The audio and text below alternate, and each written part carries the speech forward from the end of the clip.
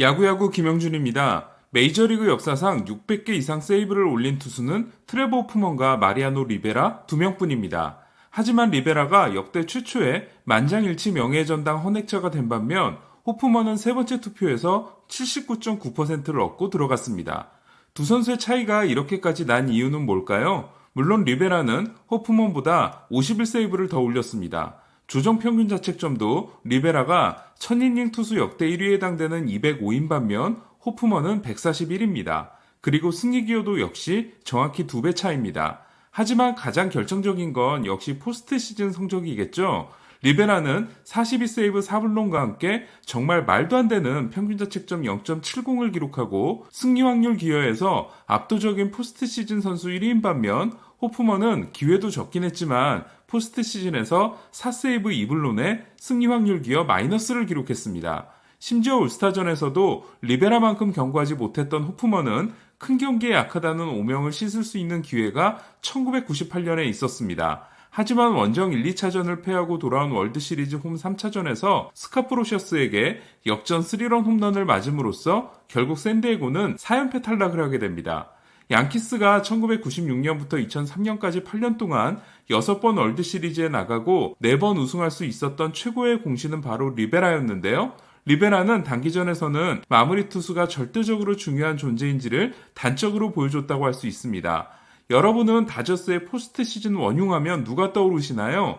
클레이튼 커쇼와 데이브 로버츠 감독이 1, 2위를 다툴 것 같은데 그래도 저는 커쇼를 1위로 뽑아야 할 것 같습니다. 그리고 2위는 로버츠 감독인데요. 제가 뽑는 3위는 바로 켈리 젠슨입니다. 젠슨은 통산 301세이브를 기록하고 지난 시즌을 마감했는데요. 이는 다저스 역대 2위인 에릭 가니에의 161세이브보다 140세이브가 많은 기록입니다. 한 팀에서 300개 이상의 세이브를 올린 투수는 양키스 마리아노 리베라, 샌디에고 트레버 호프먼, 오클랜드 데니스 에커슬리, 에인절스 트로이 퍼시벌, 캔자시티 제프 몽고메리에 이어 젠슨이 6번째입니다. 다저스가 7년 연속 지구 우승을 한 덕분에 젠슨이 포스트 시즌에서 올린 16세이브는 42세이브의 리베라와 18세이브의 브래드 리치에 이어 역대 3위에 해당되는데요. 문제는 젠슨이 다저스의 월드시리즈 우승 실패에 지대한 공헌을 했다는 겁니다. 그렇다고 젠슨이 가을만 되면 얼어붙는 건 아닌데요. 젠슨은 저스틴 벌랜더의 마무리 투수 버전이라고 할 수 있습니다.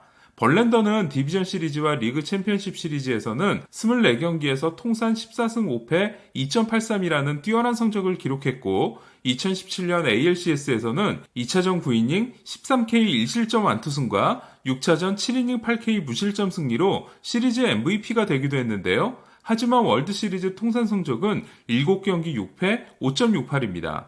1-2치 구단주가 끝내 우승을 보지 못하고 세상을 떠난 건 2006년 월드시리즈에서 2패, 2012년 월드시리즈 1차전에서 파블로 산도발에게 털린 벌랜더의 부진이 결정적이었습니다.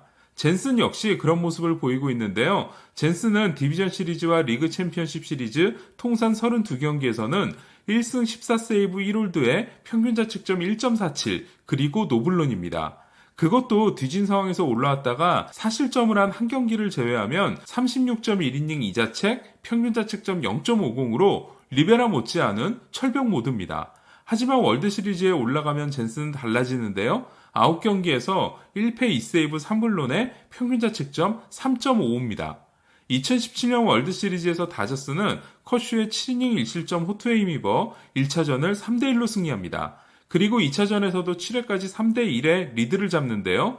8회 무사 2루에서 올라와 한 점을 내주고 막아낸 젠슨은 그러나 9회 선두타자 마윈 곤잘레스에게 동점 홈런을 맞고 블론 세이브를 합니다. 볼 카운트 노볼 투 스트라이크에 절대적으로 유리한 카운트에서 94.3마일 커터를 던진 것까지는 좋았는데 정말 한가운데 꽂아버린 실투였습니다. 그 경기는 연장에 돌입한 후 5개의 홈런을 주고받는 미친 경기였는데요. 결국 11회 초 조지 스프링어가 결승 투런 홈런을 날린 휴스턴이 승리합니다.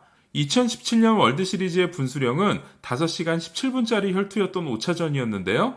당시 중계 캐스터였던 김수환 캐스터가 화장실에 갔다가 돌아오지 못해 허구현 위원이 잠시 혼자 중계하는 해프닝이 있었습니다.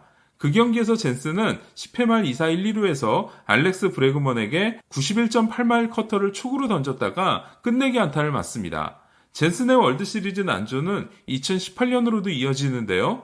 원정 1, 2차전을 모두 패한 다저스는 3차전에서 피더슨의 솔로 홈런으로 1대0 리드를 잡게 되자 8회 젠슨을 올립니다. 젠슨이 1, 2차전에 나서지 않았기 때문에 이상한 등판이 아니었는데요. 하지만 젠슨은 이사를 잘 잡아놓고 7번 타자 제키 브래들리 주니어에게 동점 홈런을 맞습니다. 투볼 노스트라이크에서 던진 92.7마일 커터가 한가운데 들어온 실투였습니다. 다저스는 맥스 먼시의 18회 말 끝내기 홈런에 힘입어 정용건 캐스터와 김선우 위원이 죽을 뻔했던 7시간 20분이 걸린 경기를 승리하는데요. 하지만 보스턴은 2볼 뒤에 투혼에 힘입어 패배의 충격을 크게 느끼지 않게 됩니다. 다음날 열린 4차전은 데이브 로버츠 감독이 리치를 격려해주려고 올라왔다가 힐이 공을 건네주는 바람에 엉겁결에 바꾸고 다저스가 4대0의 리드를 지키지 못하고 역전패를 당함으로써 로버츠 감독이 트럼프 대통령에게 욕을 먹은 경기였는데요. 젠슨은 보스턴이 4대3으로 쫓아온 8회 마운드에 올라왔다가 스티브 피어스에게 동점 홈런을 맞습니다. 젠슨이 던진 공은 초구 92.3마일 커터였습니다. 다저스는 동점을 허용한 이후 9회 초 딜런 플로르를 올렸다가 5점을 내주고 패함으로써 시리즈의 분위기가 완전히 넘어가게 됐는데요. 이로써 젠슨은 2001년 김병현, 2015년 유리스 파밀리아에 이어 월드시리즈에서 2경기 연속 블론 세이브를 범한 역대 세 번째 투수가 됩니다. 그렇다면 젠슨은 왜 월드시리즈만 되면 약해지는 걸까요? 저는 다음의 가설을 세워봤습니다. 먼저 리베라가 최고의 커터 제구를 자랑했다면 젠슨은 커터의 구위로 찍어 누르는 스타일이라고 할 수 있습니다. 그런데 젠슨은 월드시리즈에만 가면 지친 기색을 드러내고 구속이 떨어집니다. 2018년 포스트 시즌을 봐도 젠슨은 디비전 시리즈에서의 커터 구속이 평균 93.7마일, 챔피언십 시리즈는 93.2마일이었던 반면 월드 시리즈는 92.7마일로 디비전 시리즈 대비 1마일이 떨어졌습니다. 구속이 떨어진다는 건 구위가 줄어든다는 걸 의미하는데요. 젠슨은 커쇼보다도 더 볼배합이 단순한 선수이고 가운데 몰리는 공도 많은 투수인데 구위가 줄어들다 보니 맞아나갈 가능성이 높아지는 겁니다.